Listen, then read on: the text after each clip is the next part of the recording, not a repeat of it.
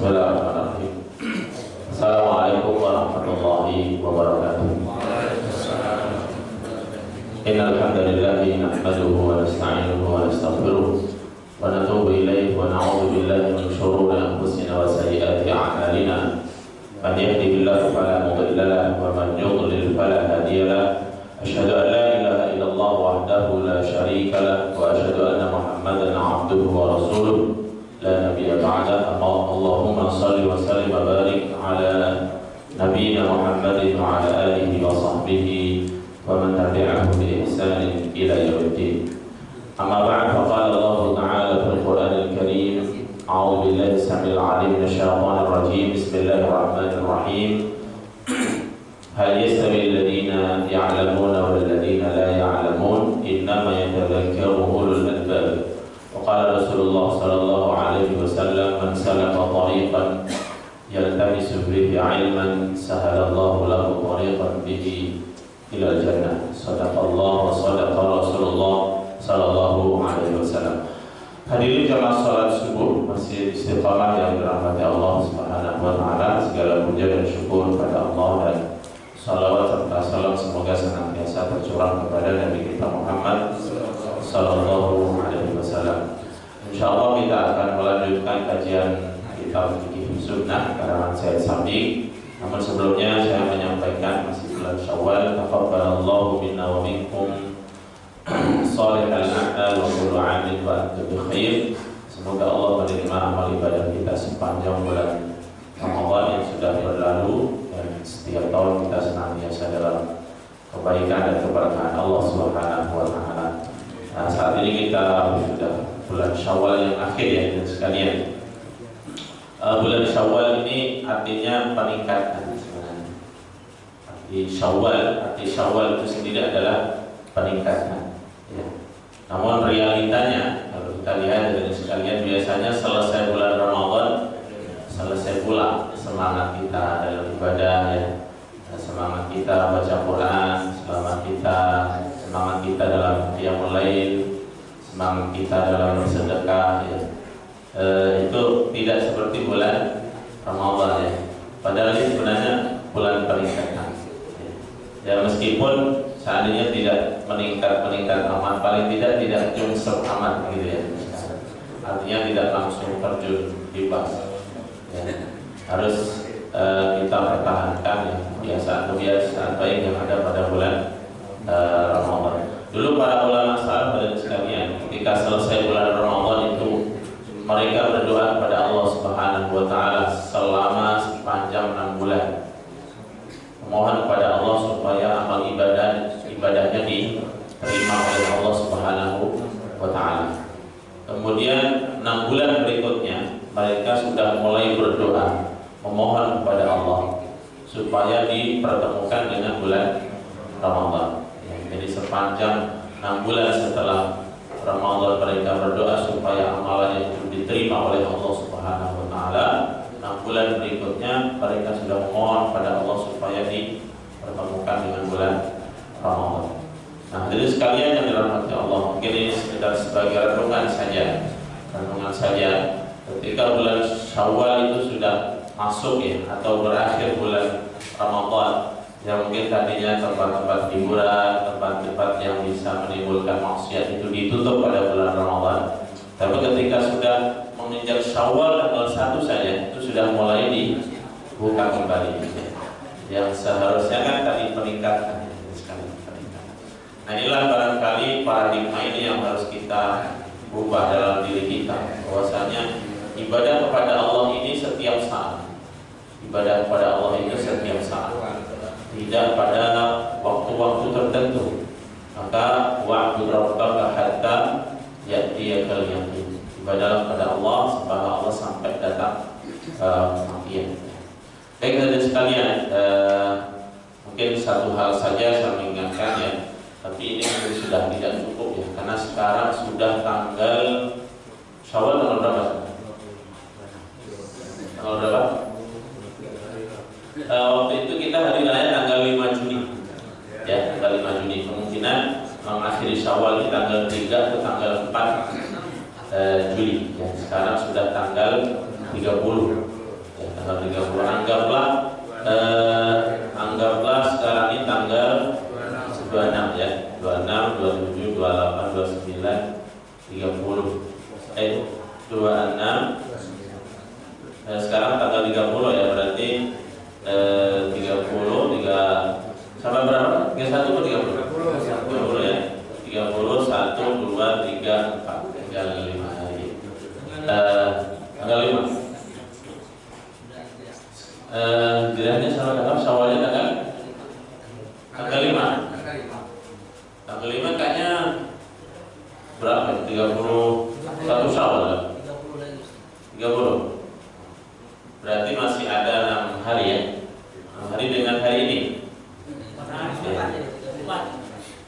Baik. Rasulullah pernah bersabda, barang siapa yang berpuasa Ramadan kemudian diikuti dengan 6 hari di bulan Syawal, maka seperti berpuasa sepanjang 1 tahun penuh. Dalam hal pahala, insyaallah dari sekalian ya. Karena seseorang yang berpuasa kan dilipat gandakan pahalanya itu sampai 10 kali lipatnya. Seorang yang berpuasa 1 hari kalau dilipat gandakan 10 kan sama dengan 10 hari. 1 bulan 30 hari itu kalau dikali 10 menjadi 300. Ditambah 6 hari, 6 kali 10 60. Jadi 360 hari. Nah, kemungkinan itulah diantara hikmah dari sabda Rasulullah, "Man shoma Ramadan tsumma atba'ahu sittan min Syawal, wa ka'annahu shoma dahra kullahu." Barang siapa yang berpuasa di bulan Ramadan dan diikuti 6 hari di bulan Syawal, maka seperti berpuasa setahun. Baik hadirin sekalian yang dirahmati Allah, insyaallah kita akan melanjutkan kajian fikih. Ya, kita masih bab tentang thaharah, ya, bab wudu kemarin. Namun kita persingkat saja karena ini bab yang barangkali sudah sangat familiar bagi kita. Terakhir kita kemarin kita sela dengan bab zakat pada bulan Ramadan ya saat waktu itu. Dan insyaallah kita akan melanjutkan pada urutan bab berikutnya, yaitu tentang ma yustahabbu lil wudu, ya, hal-hal kapan seseorang itu disunahkan untuk berwudu. Ini saya baca secara singkat saja. Yang pertama adalah seseorang ketika zikir pada Allah, yaitu disunahkan untuk dalam keadaan berwudu. Rasulullah pernah suatu hari beliau sedang berwudu, kemudian ada orang yang lewat dan mengucapkan salam kepada Rasulullah. Rasulullah tidak menjawabnya sampai kemudian Rasulullah selesai wudu dan kemudian menjawab salam. Dan Rasulullah mengatakan sebenarnya tidak ada hal yang menghalangi untuk menjawab salam. Hanya saja saya suka ketika zikir pada Allah dalam keadaan berwudu. Ya, meskipun seandainya seseorang berzikir pada Allah Subhanallah, alhamdulillah, la ilaha illallah, ya, dalam kesehariannya, seandainya tanpa dalam keadaan wudu, non wudu pun juga diperbolehkan. Tetapi dalam keadaan wudu tentu lebih baik. Kemudian yang kedua, inda naum, ketika hendak tidur. Ya, ini juga antara sunnah wudu. Sebelum tidur kita wudu, kemudian sholat 2 rakaat, dan ada beberapa doa ya, beberapa zikir yang dibaca sebelum tidur ya. Mungkin yang sangat familiar bagi kita kan Bismika Allahumma ya wa amut. Tapi jangan baca di sini ya. Majelis ilmu ini bukan membaca itu ya. Tapi ketika sedang di tempat tidur ya. Kalau di tempat ilmu, Allah Rabbi zidni ilma warzuqni wahma, jangan dibalik-balik ya. Kemudian juga disunahkan membaca beberapa zikir ya. Membaca surat Al-Ikhlas, Mu'awwidzatain, Al-Falaq, An-Nas, kemudian ayat kursi ya. Bahkan dalam hadis lain ini beberapa ulama menganggapnya tidak sahih ya, tapi banyak yang mensahihkan hadis ini membaca surat Tabaruk ya. Surat Tabaruk itu juz 29 Al-Mulk, Tabarakalladzi biyadihil mulk wa huwa ala kulli syai'in qadir. Ya, mungkin bagi sebagian belum sempat selesai udah tertidur duluan gitu ya.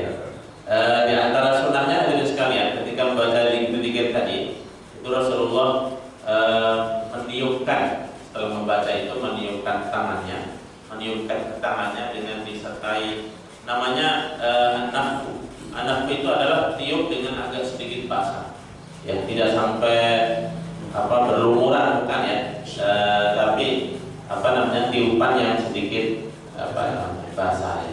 Kemudian diusapkan sekujur tubuhnya, sekujur tubuh yang dia bisa menjangkau ya. Barang siapa yang melakukan itu, insya Allah dia tidur dalam keadaan sunnah Rasulullah Sallallahu Alaihi Wasallam, dalam keadaan lindungan Allah Subhanahu Wa Taala. Dan jika esoknya tidak bangun, maka insya Allah dia mati dalam keadaan husnul khatimah.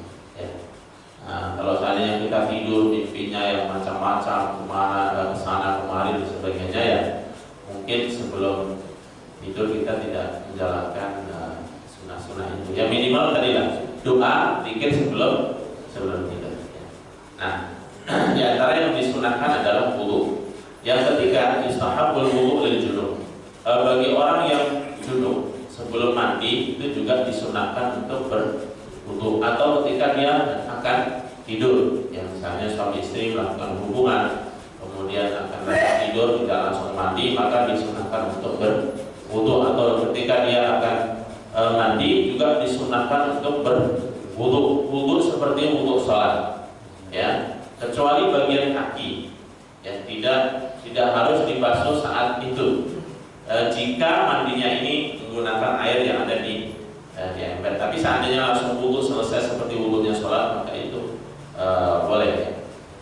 Nah, kemudian ketika sudah wudu, kemudian mandi junub, dan sepanjang mandi itu tidak melakukan hal-hal yang membatalkan wudu, ya maka wudunya tadi sudah cukup, sehingga tidak perlu wudu kembali selesai mandi. Ya bahkan mandi junub ini lebih daripada sekedar wudu. Kalau wudu itu kan lirafil hadatsil asghar, untuk mengangkat hadas kecil, sementara mandi junub ini adalah untuk mengangkat hadas besar, maka yang kecil itu ikut ya. Baik, kemudian di antara yang disunahkan adalah yudab qabla al-ghusl sawa'an kana wajiban atau mustahabban. Ini juga disunahkan untuk berwudu, baik mandi besar ataupun mandi biasa. Yang kelima, yudab min akli ma massatna. Seseorang disunahkan untuk berwudu selesai makan makanan yang disentuh oleh api. Misalnya makan daging yang dipanggang dan sebagainya, itu disunahkan untuk berwudu, ya, untuk berwudu. Barangkali untuk supaya tidak panas ya. Karena di antara sunnah-sunnah wudu yang sudah kita sampaikan ya, kan bersiwak dan sebagainya. Ya, supaya nanti mungkin akan sholat itu tidak terganggu dengan rasa dan aroma dari makanan. Ya. Kemudian yang keenam di antara sunnah wudu adalah tajdidul wudu di kulli sholat, yaitu memperbarui wudu dalam setiap sholat. Hadirin sekalian yang dirahmati Allah Subhanahu wa Ta'ala, beberapa hal yang terkait dengan masalah wudu ini sudah selesai, dan masuk pada bab berikutnya juga kita baca secara ringkas saja. Al-mashu 'alal khuffain, yaitu mengusap khuf. Khuf ini saya kurang tahu terjemahan bahasa Indonesianya ya, karena berbeda dengan jawrab. Kalau jawrab itu adalah kaos kaki, tapi kalau khuf ini dia seperti kaos kaki yang ada sekalian, cuma terbuat dari kulit, ya, terbuat dari kulit dan dipakai biasanya di negara-negara yang di situ ada musim dingin. Seperti di Arab Saudi, tradisi memakai khuf itu ada, ya, itu terbuat dari kulit dan menutupi telapak kaki sampai mata kaki. Nah, dalam fikih Islam, dalam syariat Islam dan sekalian, ada syariat tentang mengusap khuf. Maksudnya ketika kita wudu itu tidak perlu melepas khuf tadi.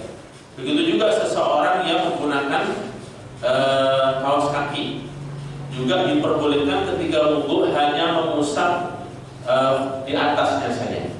Ya, ini diperbolehkan. Bagi orang yang mukim itu boleh mengusap 1 hari 1 malam. Artinya 24 jam atau 5 kali sholat. Bagi orang musafir itu mendapatkan rukhsah untuk mengusap khuf ketika wudhu tanpa harus melepasnya itu selama 3 hari 3 malam bagi musafir. Ya. Adapun syaratnya, syarat dibolehkannya seseorang mengusap khuf, ya, artinya tanpa melepasnya ketika dia wudhu, dengan syarat satu, ketika memakainya dia dalam keadaan suci. Maksudnya dia sudah dalam keadaan berwudu, kemudian dia menggunakan kaos kaki ataupun khuf, maka kemudian ingin wudu berikutnya, dia tidak perlu melepas khuf tersebut ataupun kaos kaki. Cukup ketika pada sampai bagian membasuh kaki, dia cukup mengambil membasahi tangannya, ya, membasahi tangannya, kemudian diusapkan di bagian atas telapak kaki, bukan bagian bawah telapak kaki, ya, bagian atas telapak kaki. Jadi kalau ini telapak kaki maka diusap bagian atasnya saja, ya, cukup diusap saja. Kemudian syarat yang kedua adalah hendaknya khuf ataupun kaos kaki tersebut itu rapat, ya, rapat dan tidak ada tempat yang lubang, maksudnya bolong dari batas yang wajib tadi. Batas yang wajib dibasuh ketika wudhu itu kan sampai mata kaki, maka bentuk khuf dan kaos kaki itu harus sampai pada mata kaki. Kalau kaos kakinya itu kan ada jenis kaos kaki yang di bawah mata kaki, ya, maka itu tidak memenuhi syarat, ya. Jadi harus sampai pada batas bagian anggota kaki yang wajib dibasuh ketika dia dalam keadaan wudhu normal, ya. Hadis yang menjelaskan tentang hal itu, hadirin sekalian, Rasulullah SAW, ya, ketika suatu hari beliau bersama salah seorang sahabat, ya, ketika dalam keadaan safar, sahabat ini mengambilkan air untuk Rasulullah SAW. Kemudian ini disahkan oleh hadis Mughirah bin Syu'bah, qala kuntu ma'an Nabi sallallahu alaihi wasallam. Aku bersama Rasulullah sallallahu alaihi wasallam dzata lailah, pada satu malam, fi masiratin, dalam satu perjalanan. Fa afraqtu alaihi min al-idawa fa ghassala wajhahu wa dira'aihi wa masaha li ra'sihi. Maka beliau wudu, ya, aku tuangkan air dan beliau wudu, membasuh wajahnya, kedua lengannya, mengusap kepalanya. Tsumma ahwaitu li anzi'a khuffaihi. Kemudian aku bermaksud untuk melepas kedua khuf, ya, kalau kita terjemahkan kaos kaki Rasulullah.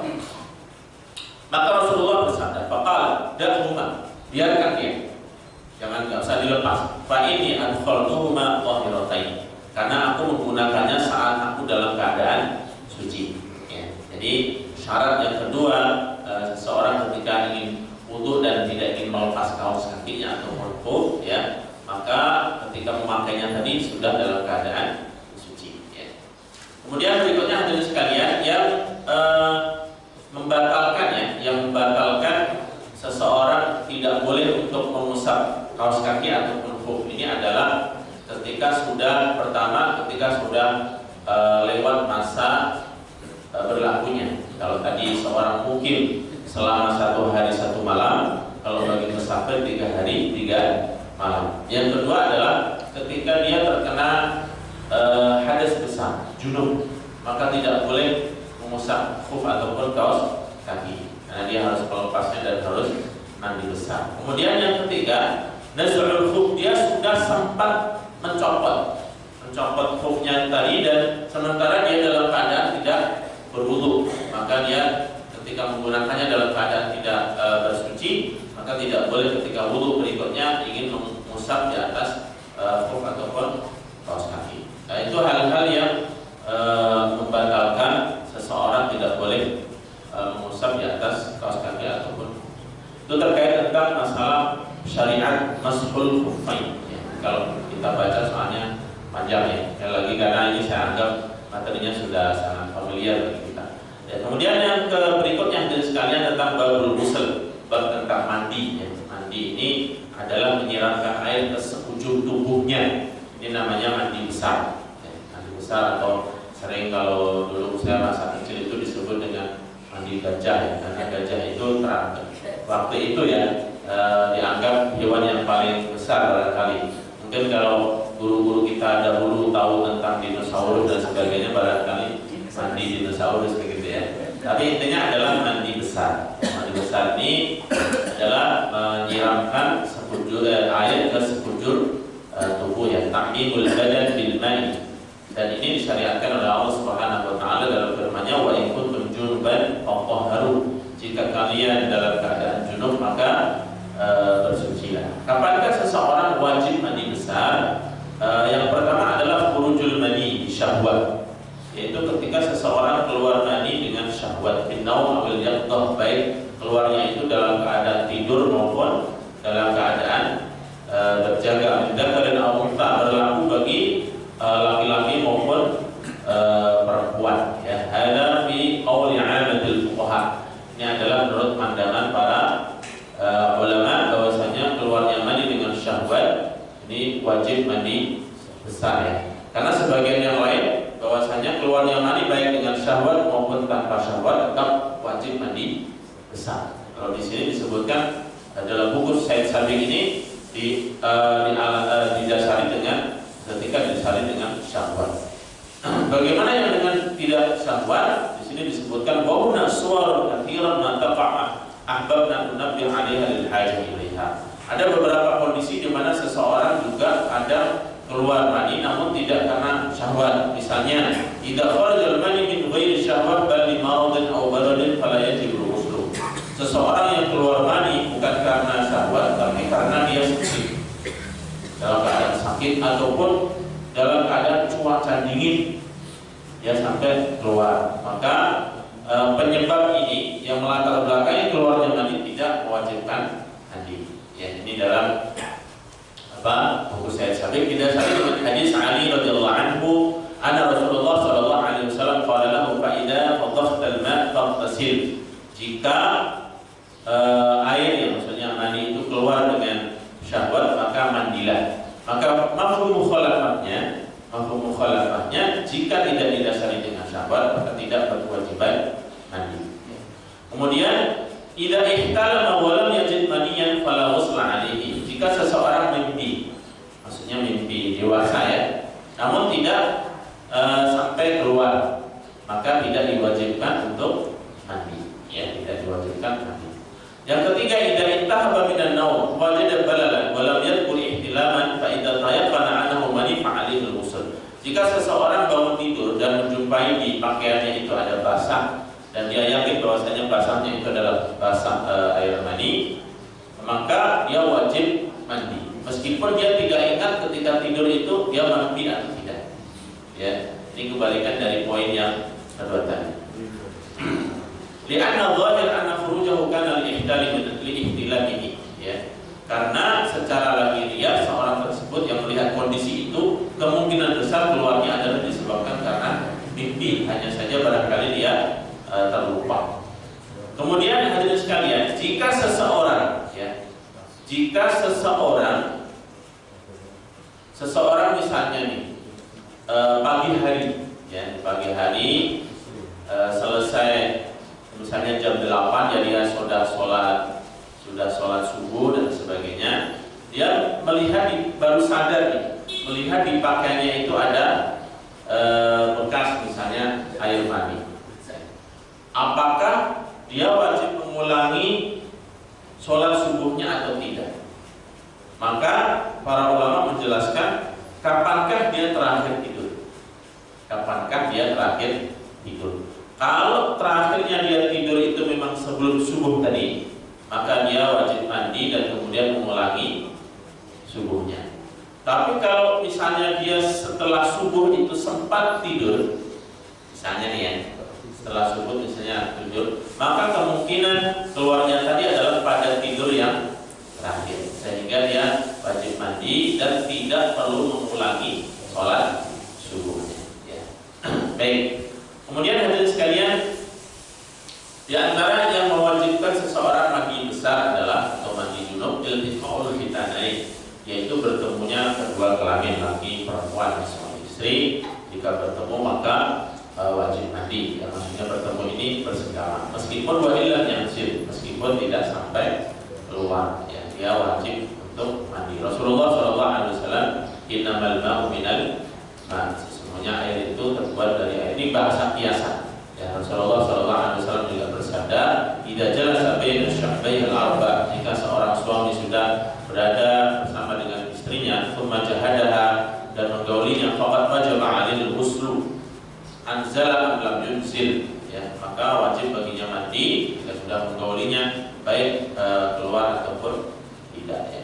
Rawahu Ahmad wa Muslim. Rasulullah SAW menjelaskan itu semuanya, ya, kepada para sahabat. Kemudian yang ketiga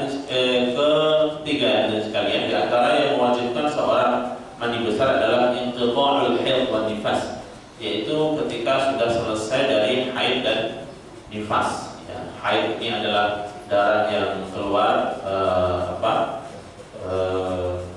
biasanya bulanan, ya, bagi perempuan.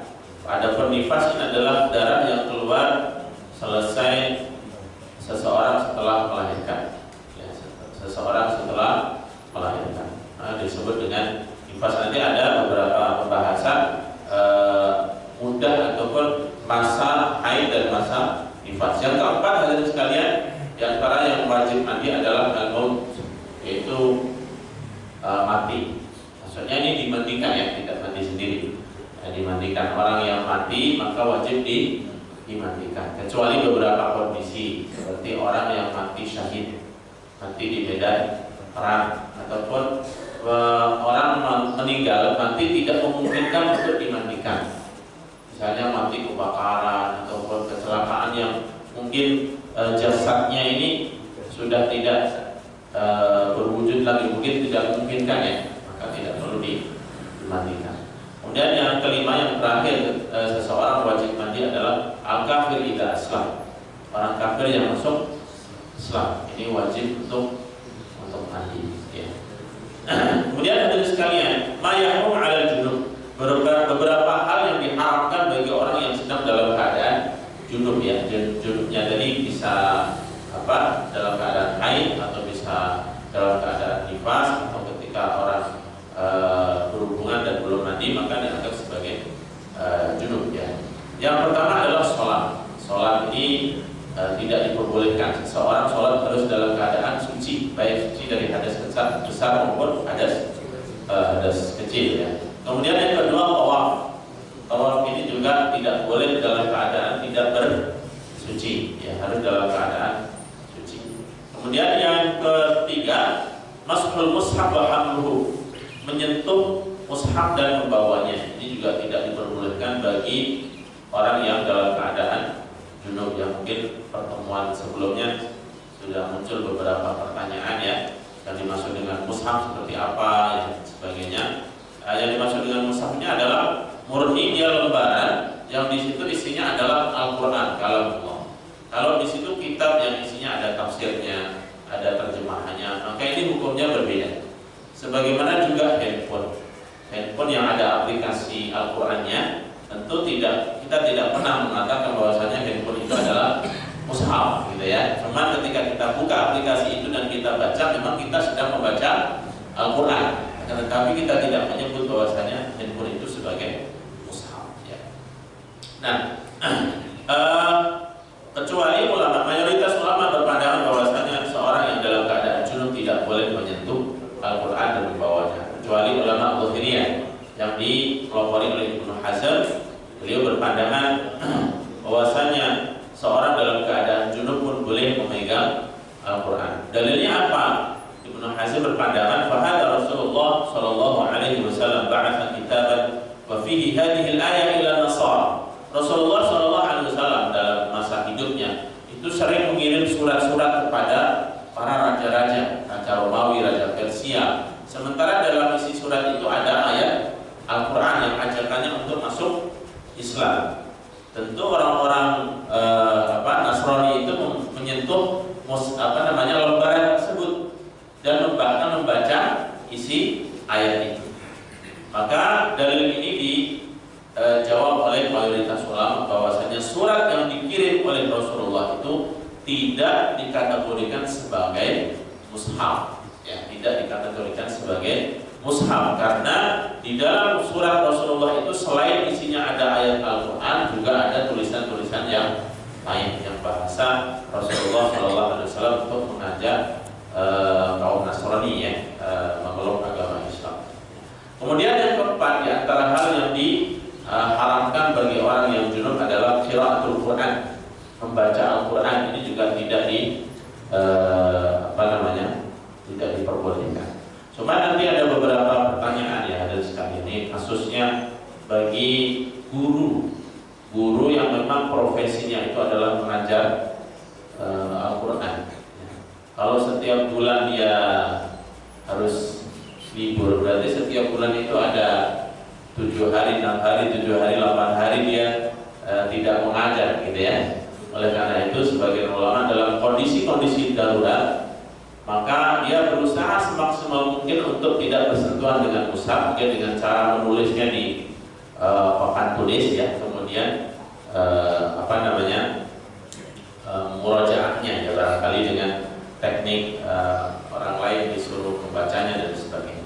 Yahrum 'alal junub an yaqra' syai'an min al-Qur'an 'inda al-jumhur. Mayoritas ulama berpandangan bahwasanya seorang yang dalam keadaan junub tidak boleh membaca Al-Quran. Di hadis Ali radhiyallahu anhu, anna Rasul sallallahu alaihi wasallam kana la yahjubuhu 'anil Qur'an syai'un illa al-janabah. Rasulullah sallallahu alaihi wasallam tidak pernah terhalang dari membaca Al-Quran, maksudnya tidak pernah meninggalkan bacaan Al-Quran ya, kecuali dalam keadaan junub. Rawahu ashabus sunan wa sahahahu Tirmidzi. Hadis ini diriwayatkan oleh ashabus sunan ya, kutubus sittah kecuali Bukhari dan Muslim, dan disahihkan oleh Imam Tirmidzi. Wa qala al-Hafidz fil Fath wa dha'afa ba'dhum ba'd riwayatihi wal haqq annahu min qabil al-hasan bi yasluh lil hujjah wa 'inda wa 'anhu radhiyallahu anhu qala ra'aytu Rasulullah sallallahu alaihi wasallam tawadda'a thumma qara'a shay'an min al-Qur'an thumma qala hakadha liman laysa bi junubin fa amal junub fala. Imam Hafidz Ibnu Hajar menjelaskan hadis ini memang sebagian ulama melemahkan bahwasanya Rasulullah itu terhalangi membaca Al-Quran, kecuali tidak pernah terhalangi kecuali dalam keadaan junub. Sebagian ulama melemahkan hadis ini, cuman menurut beliau adalah hadis ini sampai derajat hasan. Hasan ini boleh dijadikan sebagai hujjah. Dengan demikian orang yang dalam keadaan junub maka tidak boleh membaca Al-Quran. Hukum dasarnya.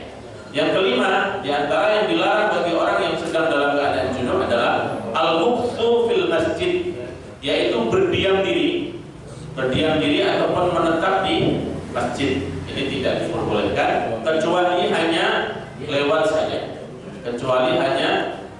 saja. Dahulu para sahabatnya hadirin sekalian, rumahnya ini berdampingan benar dengan masjid Rasulullah Shallallahu Alaihi Wasallam. Ya, sehingga mereka ketika keluar rumah itu sudah masuk masjid Rasulullah. Termasuk rumah Rasulullah juga sudah berdampingan dengan masjid. Ketika keluar melangkah dari rumah itu sudah masuki area masjid ya. Maka Aisyah radhiyallahu anha ketika dalam keadaan misalnya haid ya, atau junub secara umum, maka melewati saja boleh ya. Allah Subhanahu wa taala berfirman, ya ayyuhalladzina amanu la taqrabus sholata wa antum sukara hatta ta'lamu ma taqulun wa la junuban illa 'abiri sabilin hatta taghtasilu. Wahai orang-orang yang beriman, janganlah kalian mendekati sholat sedangkan kalian dalam keadaan mabuk sampai kalian mengetahui apa yang kalian katakan, dan jangan dalam keadaan junub ya, berada di masjid ini ya, illa 'abiri sabilin, kecuali lewat saja sampai kalian mandi. Hadirin kaum muslimin yang dirahmati Allah, apakah ilah alasan seseorang itu tidak boleh berdiam di masjid ketika dalam keadaan junub? Apakah karena khawatir mengotori masjid, ataukah semata menjaga kesucian masjid? Mayoritas ulama berpandangan alasannya adalah menjaga kesucian masjid, kehormatan masjid. Entah dikhawatirkan seseorang itu bisa mengotori masjid atau tidak. Bagi orang yang dalam keadaan junub, haid ataupun yang lainnya, tidak boleh tinggal di masjid kecuali lewat saja. Bagi sebagian ulama yang berpandangan bahwasanya alasan dilarangnya seseorang untuk tinggal di masjid dalam keadaan junub itu adalah khawatir untuk mengotori masjid, maka ketika seseorang itu bisa menjaga diri dan tidak maka alasan itu menjadi hilang. Dengan demikian dia boleh tinggal di masjid ya. Namun sekali lagi hadirin sekalian, mayoritas ulama menjelaskan bahwasanya alasan itu adalah untuk demi menjaga kehormatan dan kesucian masjid, karena bunyi ayat itu adalah wala junuban illa 'abiri sabilin hatta taghtasil. Baik hadirin sekalian yang dirahmati Allah Subhanahu wa taala ya. Mungkin kita anggap selesai ya bab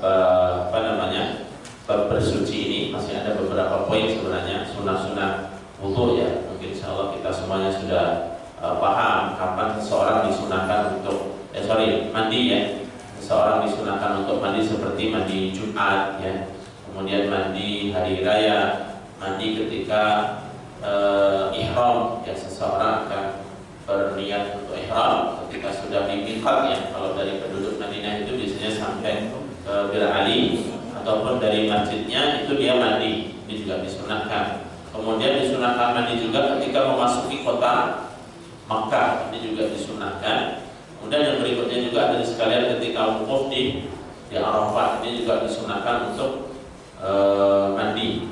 Dan juga seseorang yang disunahkan mandi adalah seseorang yang habis memandikan jenazah, ini juga disunahkan untuk mandi ya. Jadi kapan seseorang wajib mandi besar dan kapan seseorang disunahkan untuk mandi ya, mandi besar maksudnya hukumnya sunnah. Adapun hukum mandi itu sendiri dari sekalian hanya ada dua. Yang pertama niat, yang kedua adalah menyiramkan air ke sekujur tubuhnya. Jangan sampai ada bagian dari tubuh kita yang tidak terkena air. Bagi perempuan yang rambutnya panjang dan kemudian diikat, maka tidak harus diurai. Pernah suatu hari seorang perempuan datang kepada Rasulullah SAW. Wahai Rasulullah, aku adalah seorang perempuan yang punya buhul. Buhul ini rambutnya panjang sehingga diikat. Apakah ketika mandi harus diurai? Maka Rasulullah mengatakan cukup untuk memastikan air itu sampai ke kulit ya, dengan disiramkan di atasnya dan tidak harus diurai jika hal itu tidak memungkinkan. Wallahu a'lam. Penjelasan dari hadis ini ya, apakah mungkin kondisi saat itu ya, mungkin air itu susah ya, tidak gampang menemukan air, bahkan sampai sekarang pun sumber air di Jazirah Arab itu kan tidak mudah dari sekalian. Air-air yang tersedia di hotel-hotel dan sebagainya itu yang sejauh yang saya tahu adalah air hasil sulingan, air laut yang disuling dan dirubah menjadi air awan. Makanya mahal sekali dari sekalian. Kalau kita tahu iklan-iklan yang ada di pinggiran jalan di Saudi itu, tulisannya adalah setetes air itu sangat mahal di Arab Saudi itu ya, karena memang biaya untuk menyuling air itu sangat mahal ya. Makanya orang-orang yang punya penyewaan hotel itu mereka agak mengeluh ketika yang tinggal di situ adalah orang-orang Indonesia. Orang-orang Indonesia ini biasa mandi 2 kali 3 kali sehari ya. Makanya mereka kalau hotel kita disewa orang Indonesia ini pokoknya mungkin bahasa kita tekor gitu ya, airnya itu banyak terpakai. Kalau kita di Arab Saudi ini hadir sekalian, khususnya kalau musim dingin ya, musim dingin itu bisa mungkin 2 hari 3 hari nggak mandi nggak apa-apa di sana itu. Dan karena memang cuacanya itu tidak lembab ya, dia kering di sana itu kering, sehingga tidak berkeringat, tidak piket lah seandainya. Tidak mandi itu tidak begitu masalah. Baik, hadirin sekalian yang dirahmati Allah Subhanahu wa taala, itu bab terkait tentang masalah bersuci, bab wudu dan bab mandi dan mengusap kedua kaus kaki ataupun al-khuf. Ya, mungkin ada sedikit tertinggal bab tentang tayamum ya. Barangkali nanti ada hal yang masih ditanyakan. Saya pikir itu bab yang sudah sangat familiar sekali. Wallahu a'lam bishawab. Insyaallah pertemuan berikutnya kita akan memasuki bab yang baru, yaitu bab tentang masalah sholat. Demikian yang bisa saya sampaikan pada pertemuan pagi hari ini. Mohon maaf atas segala kekurangan. Qul qawli hadza, astaghfirullahaladzim. Sallallahu ala nabiyina Muhammadin wa ala alihi wa sahbihi wasallam. Alhamdulillah, terima kasih pada Ustaz Imam Joko yang telah menyampaikan pelajarannya pagi hari ini, itu terkait bab wudu, bab mengusap ruf atau kaus kaki, dan juga bab mandi besar. Mudah-mudahan semua bermanfaat untuk kita semua. Kita langsung pada sesi tanya jawab, silakan. Ibu satu ya.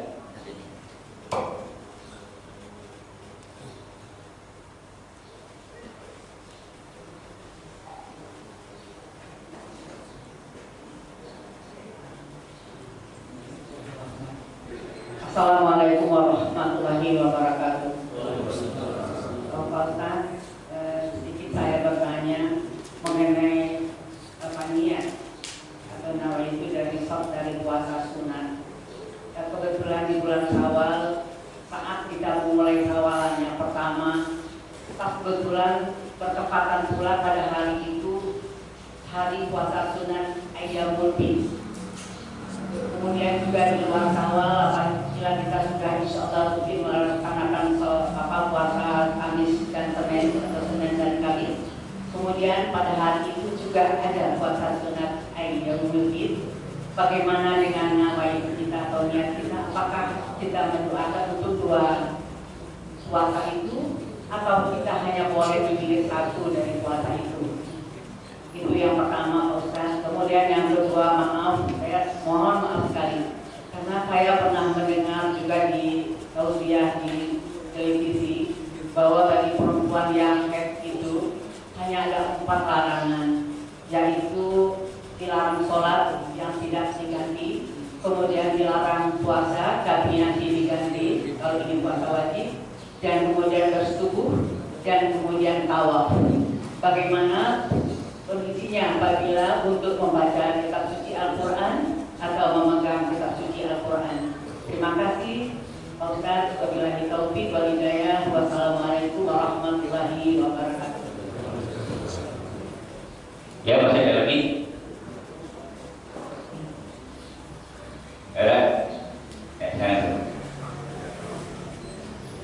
Baik, yang pertama tentang menggabungkan niatnya untuk ibadah sunnah. Mayoritas ulama menjelaskan bahwasanya seseorang yang ingin menjalankan ibadah sunnah seperti niat puasa sunnah ya, dan kebetulan hari puasa itu mencakup beberapa sunnah puasa, misalnya berniat Syawal di saat yang sama, misalnya pas jatuh hari Senin, dan hari Senin itu juga pas bertepatan hari Ayyamul Bid. Maka apakah boleh kita menggandakan niat? Artinya puasa satu hari itu diniati sebagai puasa Syawal, puasa Senin Kamis, dan puasa Ayyamul Bid. Nah ini boleh karena sama-sama ibadah sunnah. Tapi kalau puasa yang dilakukan itu adalah ibadah wajib, maka tidak boleh digabungkan. Misalnya ibu-ibu sedang puasa untuk mengqadha puasa Ramadan, maka harus diniati sebagai puasa wajib, tidak digabungkan. Tapi kalau sama-sama sunnah, maka boleh diniatkan. Mengenai tentang masalah pahalanya, itu hak Allah Subhanahu wa Ta'ala. Apakah kita akan mendapatkan pahala semuanya atau tidak? Kenapa demikian hadirin sekalian? Dalam satu hadis barang siapa yang dalam keadaan musafir ataupun sakit, maka dia akan senantiasa mendapatkan pahala dari kebiasaan ibadah yang dia lakukan, meskipun dia tidak melakukannya. Ya, seseorang yang terbiasa puasa Senin Kamis, orang yang terbiasa puasa Ayyamul Bid, kemudian suatu hari dia jatuh sakit sehingga tidak mampu melakukan sunnah-sunnah ibadah tersebut. Dalam kondisi sakit atau dia dalam keadaan musafir dan tidak melakukannya, maka dia akan mendapatkan catatan pahala kebiasaan yang dia lakukan. Begitu juga ibadah ini hadirin sekalian. Seseorang yang terbiasa puasa Senin Kamis, puasa Ayyamul Bid, dan saat itu dia berniat untuk puasa Syawal dan dia niatkan insya Allah dia dapat pahala Senin Kamis dan Ayyamul Bid karena dia terbiasa melakukan. Tapi kalau dia tidak pernah sama sekali, ya mungkin wallahu a'lam pahalanya ada di sisi Allah Subhanahu wa Ta'ala. Apakah dia hanya sekedar mengklaim saja dia biasa puasa masjid, tapi insya Allah kalau dia terbiasa maka dia akan mendapatkan pahala dari ibadah-ibadah puasa yang biasa dia lakukan. Ya. Tapi secara hukum fikih mengenai niatnya boleh digabungkan karena sama-sama derajatnya sama-sama ibadah sunnah, sama-sama ibadah sunnah. Kemudian yang kedua tentang larangan orang yang junub, ya tadi sudah saya jelaskan, sholat, puasa, wajib diqadha, kemudian tawaf, ya, kemudian tadi belum saya sebutkan ya berhubungan di antara hal yang dilarang ketika seseorang dalam keadaan haid, ya. Kemudian membaca Al-Quran sebagaimana hadis yang tadi saya sebutkan, ya dari sekalian. Ada hadisnya di mana Rasulullah SAW la yajubuhu min qira'atil Qur'an syai'an illa janabatun, ya. Tidak ada sesuatu yang menghalangi Rasulullah SAW dari membaca Al-Quran kecuali dalam keadaan junub. Hanya saja memang sebagian ulama ada yang melemahkan hadis itu. Barangkali kalau ibu mendengarkan siaran di televisi seorang ustadz menyampaikan bahwasanya larangan bagi orang yang junub termasuk di dalamnya orang haid itu hanya 4 saja. Ada beberapa kemungkinan apakah ustadz itu terlewatkan menyebutkan poin yang kelima, misalnya membaca Al-Quran, atau memang beliau mungkin mengikuti pendapat sebagian ulama yang tadi karena menganggap hadis ini adalah sebagai hadis yang lemah, sehingga orang yang junub pun tetap boleh membaca Al-Quran tanpa menyentuh mushaf, karena memang hadis-hadis yang terkait dengan menyentuh mushaf ini hadis-hadisnya sahih banyak yang terkait dengan menyentuh mushaf. Adapun mengenai membaca Al-Quran saja tanpa menyentuh mushaf, misalnya murojaah nih, Bismillahirrahmanirrahim, Qul huwallahu ahad, Allahu samad, lam yalid walam yulad walam yakul lahu kufuwan ahad, maka sebagian ulama membolehkan. Karena oleh sebab itu Al-Hafidz Ibnu Hajar mengomentari hadis ini memang lemah, sebagian ulama melemahkan. Namun karena beberapa riwayat mendukungnya, beliau berpandangan sampai pada derajat hasan, sehingga boleh dijadikan sebagai hujjah ataupun argumentasi bahwasanya orang yang dalam keadaan junub tidak boleh menyentuh Al-Quran dan tidak boleh membaca. Intinya memang ada khilaf, perbedaan pandangan di kalangan ulama. Jika atau mungkin barangkali ustadz yang ada di televisi tersebut dia mengambil pandangan ya bahwasanya orang dalam keadaan junub tetap boleh membaca Al-Quran. Wallahu a'lam. Baik, alhamdulillah, dan ucapkan terima kasih sekali lagi untuk kita. Semoga Allah mendapat kebaikan untuk beliau dan untuk kita semua. Dan banyak tanya kita pada pagi hari ini, sama-sama kita sebut dengan hamdalah dan doa kafaratul majlis. Alhamdulillah rabbil alamin. Subhanakallahumma wa bihamdika asyhadu an la ilaha illa anta astaghfiruka wa atubu ilaik. Wabillahi taufiq wal hidayah. Assalamualaikum warahmatullahi wabarakatuh.